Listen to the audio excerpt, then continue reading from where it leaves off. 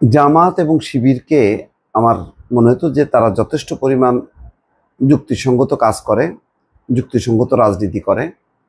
তারা চট করে যা তা করে না। কিন্তু এখন দেখা যাচ্ছে, আমি জানি না এটা কি বাতাস দূষিত হয়ে গেল কিনা, তারাও এখন এমন কিছু ঘটনা ঘটছে যেটা আওয়ামী লীগ অতীত করেছে, এখন বিএনপি করছে, তারাও সামিল হলো। কেন বললাম এত শক্ত কথা? সাবেক রেলমন্ত্রীর বাড়িতে আগুন ভাঙচুর। কেন? শিবির নেতার সঙ্গে স্বজনের কথা কাটাকাটির জের। মুজিবুল হক, মানে প্রবীণ লোক, একটা বয়স্ক লোক, সাবেক রেলমন্ত্রী ছিল, তারপরে অন্য আরো দুজন মন্ত্রী হয়েছে। সে কবে মুজিবুল হক ছিল রেলমন্ত্রী, তার স্বজনের সাথে কথা কাটাকাটি হয়েছে শিবিরের এক নেতা। তার জেরে তারা দলবল নিয়ে এসে বাড়ি ভাঙচুর করছে, লুটপাট করছে, আগুন ধরায় দিছে। এটা হলো? এই পচা কাজ করার কি দরকার আছে এই সময়?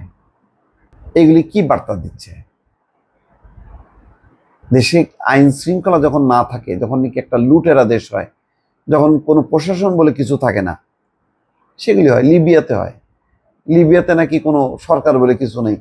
ওই ত্রিপলিতে নাকি খুব দুর্বলভাবে কোনো রকম ওইটা থাকে, আর বাকি সমস্ত জায়গায় হচ্ছে বিভিন্ন গোষ্ঠী নিয়ন্ত্রণ করে। তো বাংলাদেশে কি এখন তাই? বিভিন্ন রাজনৈতিক দল বা মাফিয়া গ্রুপ, সন্ত্রাসী গ্রুপ, তারা এখন তার মতন করে শাসন করবে? কোন অধিকারে, কোন আইনের বলে এই জামাতের বা শিবিরের নেতাকর্মীরা যে হামলা চালাইলো এবং আগুন দিল? এটার রাজনৈতিক ব্যাখ্যাটা কি? দেখেন, এখানে বলা হচ্ছে যে রেলমন্ত্রীর ভাতিজা আব্দুল আওয়াল সুমন বলেন, সকালে উপজেলার পাদুয়া রাস্তার মাথায় কুমিল্লা দক্ষিণ জেলা শিবিরের সভাপতি মহিউদ্দিন রনির সঙ্গে আমার চাচাতো ভাই আহসানুল্লাহর রাজনৈতিক বিষয় নিয়ে কথা কাটাকাটি হয়। স্থানীয় লোকজন বিষয়টি মিলবিশ করে দেন, মিলবিশও করে দিছে। বিকেলে রনির নেতৃত্বে জামাত শিবিরের নেতা কর্মীরা পাদুয়া বাজারে মিছিল করে। মিছিল শেষে রনির নেতৃত্বে শতাধিক জামাত শিবিরের লোকজন কাকা মুজিবুল হকের ঘরের দরজা ভেঙে ভেতরে ঢুকে ভাঙচুর করে আগুন দেয়। কিছু লোক আমাদের বাড়ির গেট ভেঙে আমার মোটরসাইকেলে আগুন দিয়ে বাড়িঘর ভাঙচুর করে। বাড়ির প্রায় 7-8টি ঘর ভাঙচুর করেছে। সন্ধ্যায় সেনাবাহিনী, পুলিশ এবং ফায়ার সার্ভিসের লোক এসেছে। এই যে প্রশাসনকে নাজেহাল করা হচ্ছে, অহেতুক আইন শৃঙ্খলা পরিস্থিতি, রাজনৈতিক দলের নেতা কর্মীরা যেখানে তাদের সহযোগিতা করার কথা, তারা এখন নিজেরাই সেই চুরি, ডাকাতি, ছিনতাই, এগুলি মোকাবেলা করার জন্য যেমন পুলিশ, সেনাবাহিনী মিলে কাজ করতেছে, এখন রাজনৈতিক দলগুলোর দুর্বৃত্তপনা ঠেকানোর জন্য এখন তাদেরকে হাজির হইতে হচ্ছে মাঠে। তাহলে এই অন্তর্বর্তী সরকার, তার প্রশাসন, আইন শৃঙ্খলা বাহিনী, তাদেরকে কে সহযোগিতা করবে? এই বিষয়ে 14গ্রাম উপজেলা শিবিরের সভাপতি নুরুল ইসলাম বলেন, কুমিল্লা দক্ষিণ জেলা শিবিরের সভাপতি মহিউদ্দিন রনি ভাইয়ের উপর বাড়ি শ্রীপুর ইউনিয়নে সকালে রনি ভাইয়ের সঙ্গে ঝামেলা করার কারণে বিকেলে আমরা বিক্ষোভ মিছিল করেছি। কিছু উত্তেজিত জনতা ভাঙচুর করে থাকতে পারে।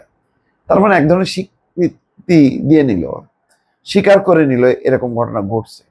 এখন জানি না জামাত ইসলামের মতন দল তারা এই ঘটনাটাকে কি ইগনোর করবে, নাকি এটার অ্যাকশন নেবে? আইন শৃঙ্খলা রক্ষাকারী বাহিনীও বা কি অ্যাকশন নেবে?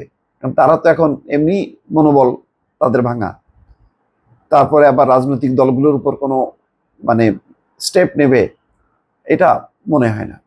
তো এইভাবে হচ্ছে কি, এক জায়গায় এক একটা ঘটনা ঘটতেছে, এটাতে উৎসাহিত হয়ে সারা দেশে ছড়ায় পড়তেছে, ফলে কোনোভাবেই আইন শৃঙ্খলা পরিস্থিতি আর নিয়ন্ত্রণে আসতেছে না।